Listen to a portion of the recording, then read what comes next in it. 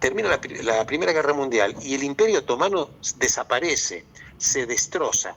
En consecuencia, todo ese territorio se reparte eventualmente con situaciones diversas.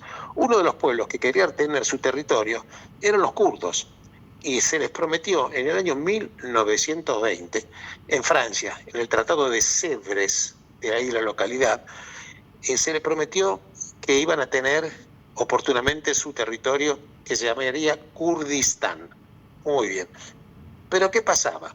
Cuando se desmembra el Imperio Otomano, en aquel momento, cuando Turquía se declara independiente, y el líder de Turquía en aquel momento era Atatürk, que era una persona laico, dice: señores, yo la verdad lo que le prometieron a los kurdos no lo acepto, porque una parte de los kurdos que yo iba a tener que resignar del territorio futuro que iba a ser Turquía.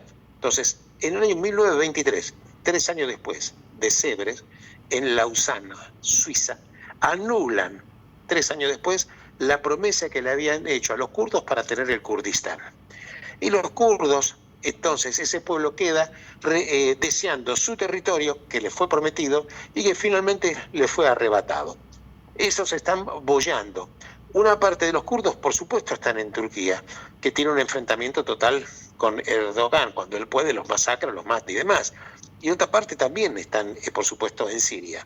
Cuando cae el régimen de Al-Assad, otro asesino, igual que su propio padre, que era Hafez al-Assad, la verdad es que Turquía, sabiendo que en el noreste de Siria había kurdos, y para que no sigan penetrando a Turquía y no sigan reivindicando su territorio, Turquía manda tropas a Siria, también el cual lo reprime.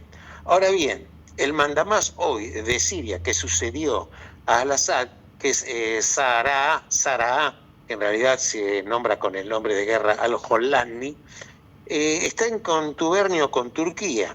Turquía, entonces, está metiendo bases militares, Siria se está despedazando y Turquía tiene interés en tener bases militares para estar seguro de dos cosas. Uno, reprimir a los kurdos. Dos, que no pasen directamente a Turquía. Y tres, eventualmente, quedarse con un pedazo de Siria para que eventualmente tener un control total de los kurdos en esos territorios. Y este es el drama que está teniendo. Entonces, los kurdos están, por supuesto, en contra de todo este terrorismo de al-Jolani, estuvieron en contra, por supuesto, de Hafez al-Assad, y también están en contra de este régimen los drusos, que están también en el sur, porque la verdad es que los terroristas, ya sea sunitas o chiitas, se encargaron de luchar contra los kurdos, contra los drusos, y ven que Israel es el único país en Medio Oriente que de alguna manera los está apoyando, no de alguna manera, los está apoyando, tratando de que no provoque, por ejemplo, Turquía, como bien dijiste vos, Lalo, un genocidio, porque es un genocidio que ya Turquía está acostumbrado. En el año 1915 hasta 1923 provocó como mínimo un genocidio armenio que le costó a Armenia 1,5 millones de personas asesinadas en lo que la historia recuerda como las marchas de la muerte. Lo empezaban a caminar a la gente, miles, kilómetros y kilómetros y kilómetros, sin alimento, sin bebida, hasta que la gente se moría. Armenia perdió en ese genocidio, y esto hay que decirlo, 1,5 millones. Tan grave es la situación, no solamente histórica, que incluso hoy en Turquía hablar del genocidio armenio cometido por los turcos es posible que vos seas condenado penalmente solamente por mencionar que Turquía hizo un genocidio contra los armenios. Entonces, cuando hablamos de Turquía, tenemos que ver que estamos hablando de un país que tiene un antecedente espantoso, y que la verdad es que, si fuera poco, hoy Erdogan, en su actitud totalmente antisemita, y yo diría nazi o filonazi, es lo que está haciendo esta diatriba contra Israel, y también tratando para seguir en el poder, porque la verdad es que Turquía, que tiene 81 provincias, en 55 de ellas hubieron durante muchos días masivas manifestaciones, porque Erdogan metió preso al alcalde de Estambul, pero también metió preso a empresarios, periodistas, que ese día, que hace 2 domingos, a 100 personas puso preso, y en realidad ya en estos días ya tiene encarcelados, con motivo de estos levantamientos, a 1.500 personas. Cuando hablamos de Erdogan y hablamos de Turquía, de eso precisamente estamos hablando. Y Alberto, yendo para lo que es el Líbano, que Israel le ofreció al gobierno del Líbano que tome control total y absoluto de su territorio, pero sin embargo Hezbollah sigue enviando misiles contra el norte de Israel, lo cual es inadmisible para Israel, para la población civil de Israel, y hay problemas de antigua data porque Hezbollah es el poder entre el poder, o sea, Hezbollah responde a Irán y el Líbano, que en estos momentos tiene la ocasión, la posibilidad de ser libre y de poder manejar su propio ejército, de manejar su propio país, sigue dejándole espacio a Hezbollah para que ataque a Israel, con lo cual se perpetúa la violencia, se perpetúa la guerra y no deja al Líbano la posibilidad de reiniciar un camino de paz y de libertad, de trabajo y de bienestar para su propia población, porque el Hezbollah está enquistado dentro de la población civil, o sea, hacen lanzamientos desde lugares donde hay civiles. Lo mismo que hace Hamas, lo hace Hezbollah.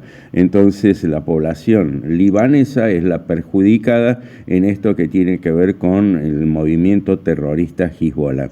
¿Cómo analizas todo esto, Alberto? Bueno, el tema del Líbano, como bien lo planteas vos, también es un tema que tiene su propia historia.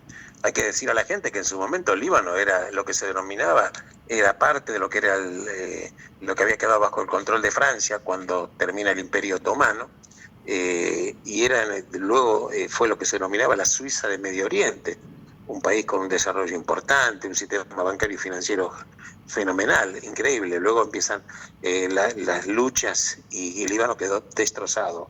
Volviendo a lo que es más reciente, evidentemente Líbano es un país que está capturado, es un país que es rehén del terrorismo islámico de Hezbollah. Y cuando hablamos de Hezbollah, que quiere decir partido de Dios, estamos hablando un movimiento terrorista financiado, entrenado y provisto por armamento por la República Islámica de Irán. Ergo, en mi opinión personal, cuando hablamos del Líbano, estamos hablando que si bien es cierto que se hizo una especie de alto el fuego, no menos cierto que el Hezbollah, a pesar del debilitamiento que tuvo por el enfrentamiento que tuvo con Israel, no obstante tiene un poder de fuego importante, quizás un poder de fuego que en su momento se hablaba de que tenía un poder de fuego superior al propio ejército libanés. Y en consecuencia también está actuando Hezbollah dentro de lo que es el Parlamento y el poder político. O sea que Líbano está siendo y sigue siendo capturado por Hezbollah. ¿Cuál es la solución? Yo personalmente creo que con los terroristas no podés negociar. Entonces, la verdad que la solución final, a pesar que el mundo trata, o los actores políticos importantes tratan de obviar, por lo menos por ahora, mientras no se corte la cabeza del mal, que es Irán, todavía en los tentáculos de este pulpo maligno de Irán van a seguir actuando, en Siria van a seguir actuando, básicamente también en el Líbano. Vamos a ver cómo sigue la historia, pero esto es lo que estamos teniendo. Entonces, hubo un misil o dos misiles que se dispararon ayer desde Líbano a Israel, y ahora el gobierno del libanés dice que va a investigar de qué plataforma de lanzamiento salieron y qué organismo fue responsable, pero caramba, si el ejército, que depende del gobierno, y el gobierno dice que van a investigar, y si no fue el ejército, la única posibilidad es que tienen que haber sido de Hezbollah.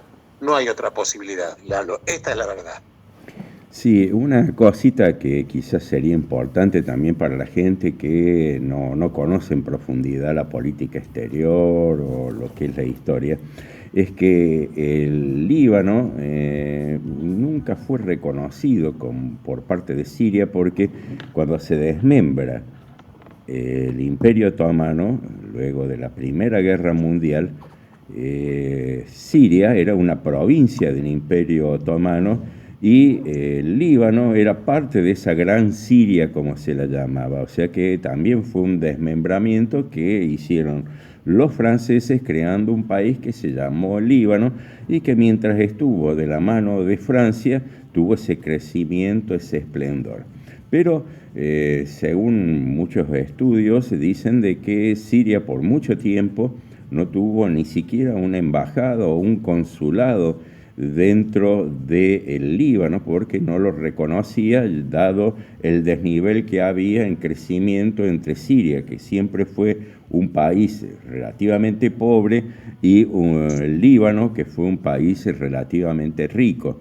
Y de ahí es de que un poco incidió Siria para destruir la economía y destruir a través de asesinatos de ministros, de primeros ministros, de políticos, hasta sojuzgar de cierta forma económicamente, políticamente y a través de acciones beligerantes a lo que se conoce como el Líbano, lo cual ha llevado prácticamente a destruir a este gran país que fue el Líbano, ¿no?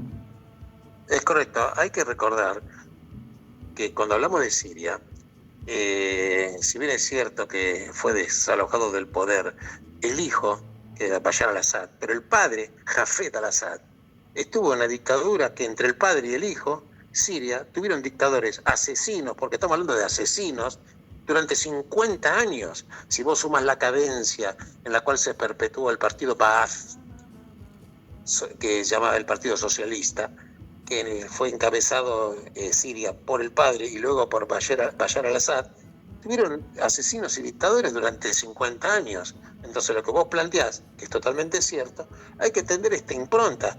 La verdad que el Líbano sufrió estos avatares terribles por estar en un territorio, como diría yo, es un barrio de gente malvada.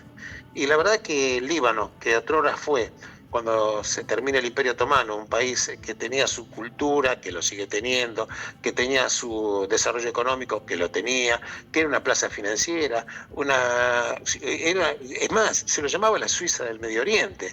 Y entonces, de lo que quedó reducido el Líbano a lo que fue, bueno, esto no fue producto de la casualidad, fue producto de este islamismo desenfrenado, de dictadores, de asesinos que destruyeron cualquier tipo de posibilidad de libertad y vivir como la gente a ese territorio. Esta es la verdad, que le pese a quien le pese.